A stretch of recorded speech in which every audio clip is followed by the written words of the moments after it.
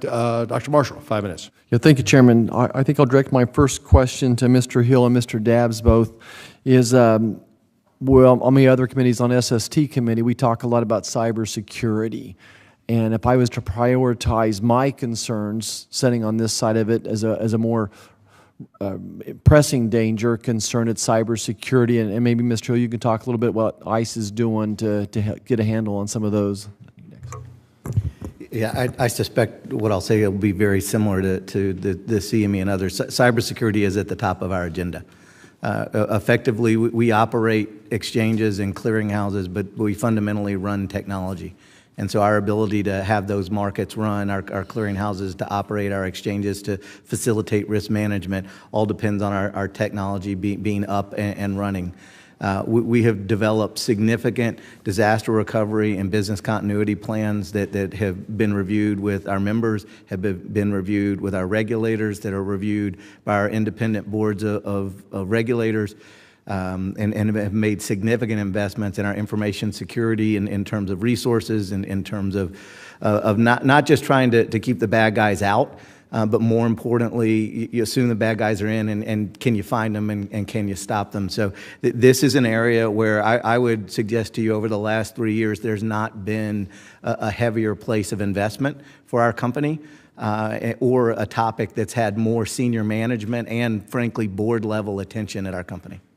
Mr. Dabbs, anything to add? Yeah, I mean, I would kind of echo some of the things that Scott said. I would say that first and foremost, I am not an expert on cybersecurity within my institution. As an institution of 45,000 people, we have teams of people that do this as their day-to-day job. So in terms of expertise, I can follow up and give you some greater detail of what we've been doing, but just from a user perspective and how I see it, we have BCP plans, we have employee training where we will go through not only video and instructional training, but also, we'll send like spoofing emails and things like that will try to catch people that you shouldn't click this, and if whoever clicks it gets an email saying, hey, you shouldn't have done that. So we'll do things like spoofing emails, we'll do tire kicking, we look at things like two-factor authentication. So I engage in it and I'm aware of it, but I'm certainly not the expert on the subject for my institution. Okay.